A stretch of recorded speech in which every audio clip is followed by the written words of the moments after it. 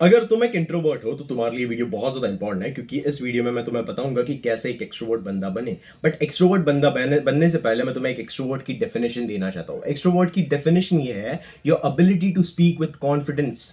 Strangers के साथ तुम किस हिसाब से कॉन्फिडेंटली बिहेव करते हो, उनके हिसाब से, उनके सामने किस हिसाब से कॉन्फिडेंटली अपना पॉइंट रखते हो, कैसे तुम सर्टन हो अपने पॉइंट के बारे में, ये डिफाइन करता है एक एक्सट्रोवर्ट। अभी नॉर्मल समाज में एक डेफिनेशन है कि यार भाई मैं तो बात कर रहा हूँ, अगर मैं 100 बंदों से बात करूँ और 100 बंदे मेरे दोस्त है तो मेरी सोशल स्किल्स अच्छी है। अगर मैं 100 बंदों से बात करूँ और 50 बंदे मेरे अगर दोस्त है या 20 भी बंदे मेरे अगर दोस्त है तो मेरी सोशल स्किल्स बहुत बुरी है। बट ऐसा नहीं है। देखो, एक यूनिवर्स का ना हमेशा से एक लॉ रहा है कि जहां पे अच्छी चीजें एग्जिस्ट करती है वहां पे बुरी चीजें एग्जिस्ट करती है। जो लोग तुम्हारी वाह भी करेंगे और कुछ लोग ऐसे भी रहेंगे जो तुम्हें हमेशा नीचा दिखाने की कोशिश करेंगे। And these type of people have actually existed in societies.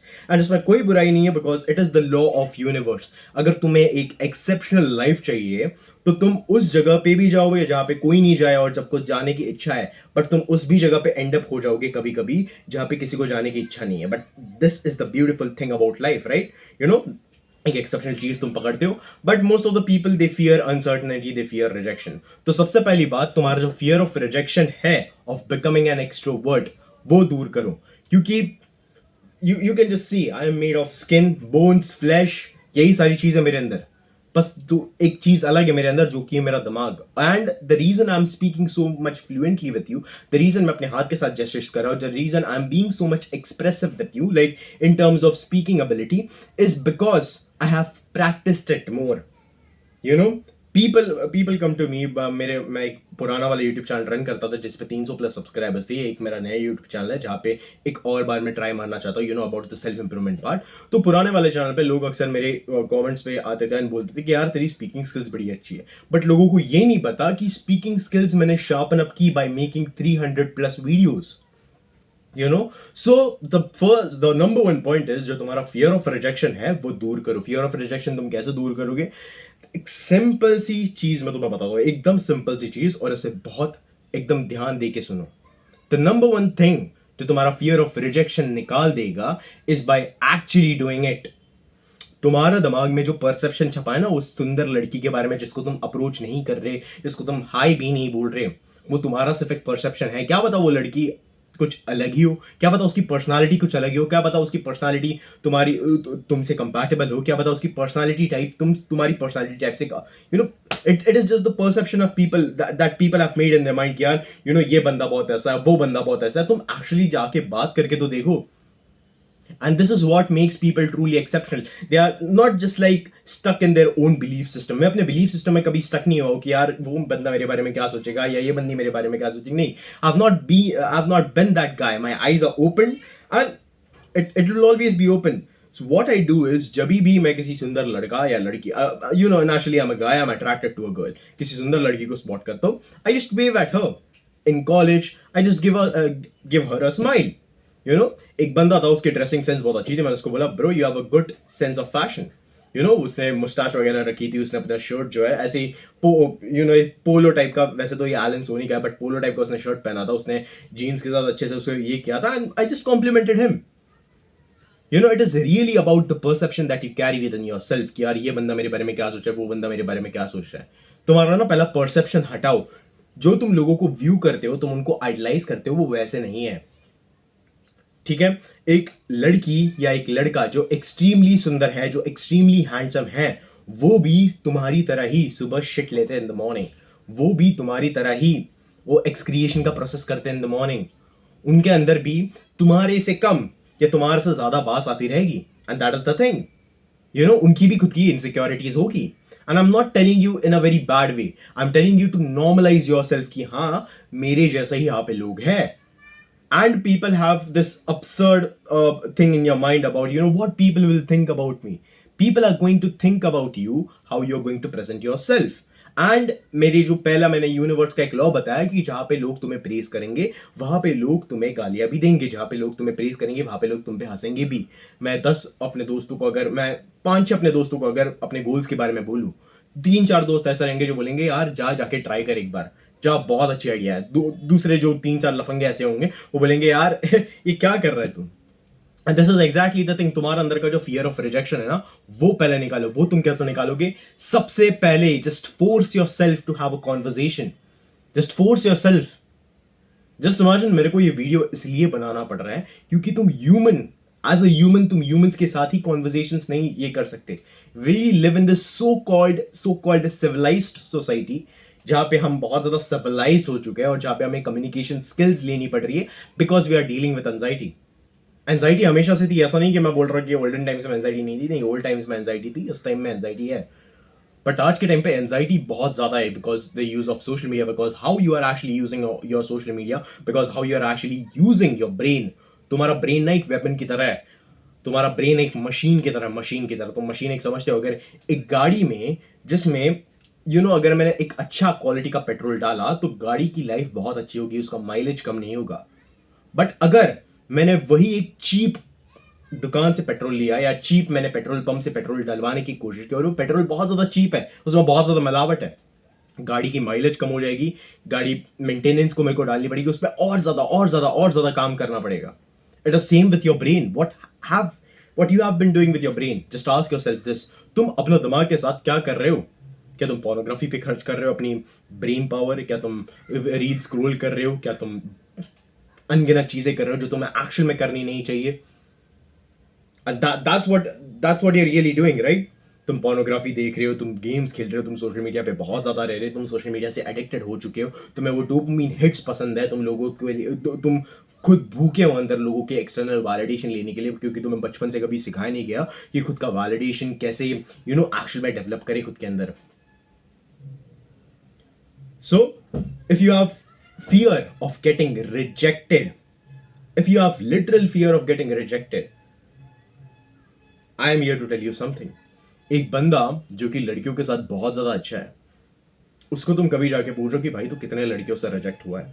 या एक बंदा जो सोशल स्किल्स में बहुत ज्यादा अच्छा है, जो लोगों से बात करने में, सोशलाइजिंग करने में, या उसकी स्पीकिंग स्किल्स बहुत ज्यादा अच्छी है, उससे जरा तुम एक बार जाके पूछो कि तुम कितने बंदों या कितने बंदियों से रिजेक्ट हुए हो। वो बोलेगा यार मैंने 500 बंदियों को अप्रोच किया, उसमें से 200 बंदियों ने मना कर दिया।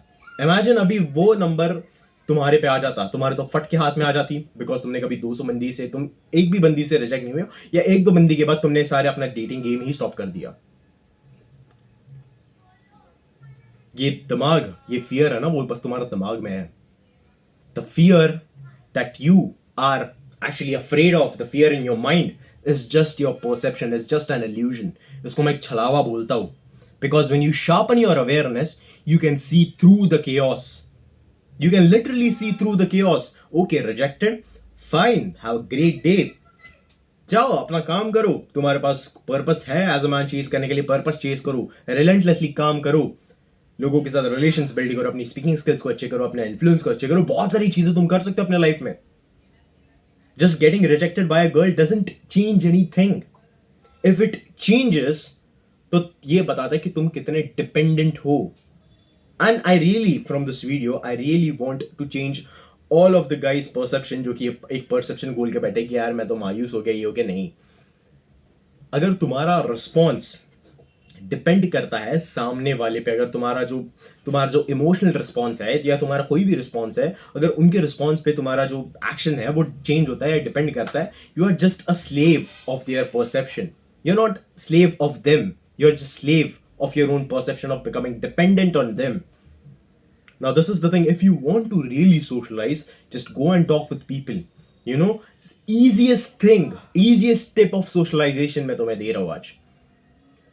तुम कॉलेज में जाते रहोगे, तुम जॉब में जाते रहोगे, तुम अपने स्कूल्स में जाते रहोगे, वहाँ पे जो अंकल आंटी आते हैं, वहाँ पे जो गार्ड भैया आते हैं, वहाँ पे जो वॉचमैन अंकल आता है, उनसे जाके बात करो कि भैया कैसे हो, खाना वाना खा लिया आपने, या भैया कैसे हो, आपके घर पे गणपति वगैरह आते हैं, ओह आता है, आपकी गणेश चतुर्थी कैसे गई, फिर कितने दिन के रहते हैं वैसे आपके गणपति। बहुत सारे अनगिनत सवाल तुम पूछ सकते हो उनको, उनसे शुरू करो, सबसे easy, because now here's the thing, तुम उनसे बात करना शुरू कर दोगे, धीरे धीरे तुम ये डिसाइड करोगे कि हाँ यार इनमें और मैं में तो कोई फर्क ही नहीं है, ये बस ह्यूमन ने जो हायरार्की बिल्ड की है उसमें ही फर्क है, और उसमें भी हायरार्की बिल्ड की है, उसमें भी लोग अपने अलग ही इन्फ्लेटेड ईगो लेके बैठे, अलग ही फेक ईगो लेके बैठे।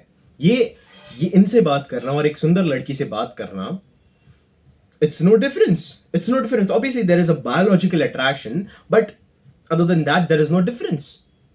तुम यहाँ पे भी एक ह्यूमन से बात कर रहे हो, वहां पे भी एक ह्यूमन से बात कर रहे हो, चाहे वो सुंदर लड़की है तो उससे तुम्हें एक बायोलॉजिकल अट्रैक्शन होगा, बट बायोलॉजिकल अट्रैक्शन में भी तुम्हें ज्यादा एक्सटर्नल वैलिडेशन सीख करने की जरूरत नहीं है।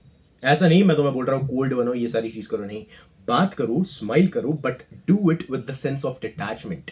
Do it with the sense of detachment, क्योंकि हमें बचपन से एज एन इंडियन हमें सिखाया गया था कि हमेशा अपने लाइफ में ओबीडियंस को प्रायोरिटी रखना ओवर इंटेलिजेंस। इसीलिए क्लास में जो बच्चे हैं जो रट्टा मार के फर्स्ट आते हैं ना, उनको बहुत ज्यादा उनको इंटेलिजेंट बोला जाता है, but really the work that they are just doing is book लेना, इंफॉर्मेशन को रखना और वही चीज पेपर पे लिखना।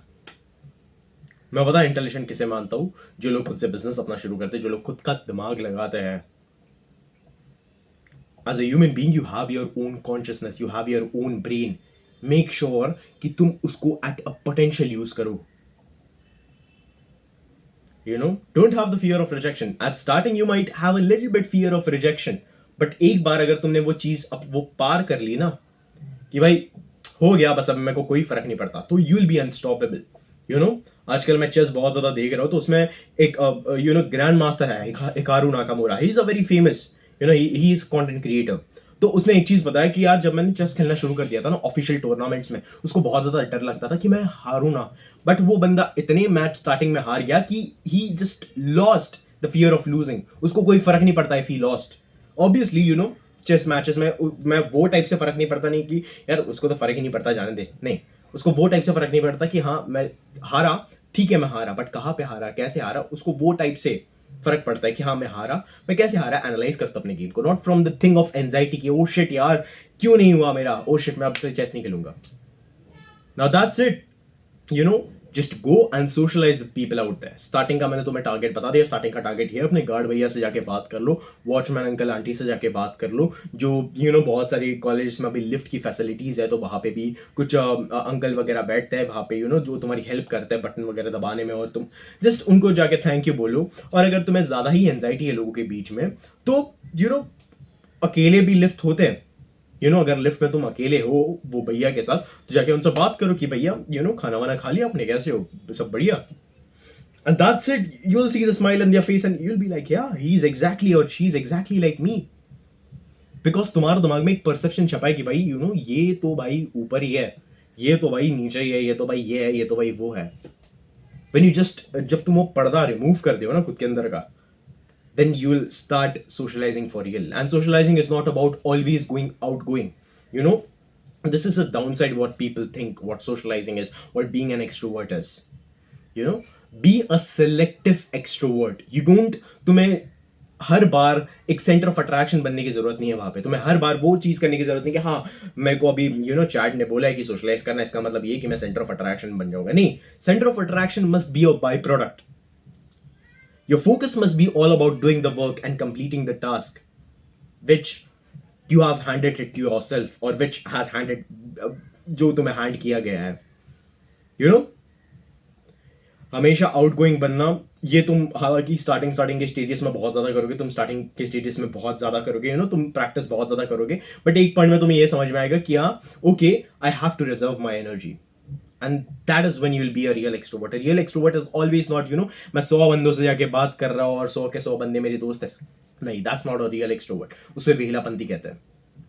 अगर तुम्हारा वही एक स्पेसिफिक नीश है, if you have the niche about communication skills or talking with people, yeah, it is quite useful for you.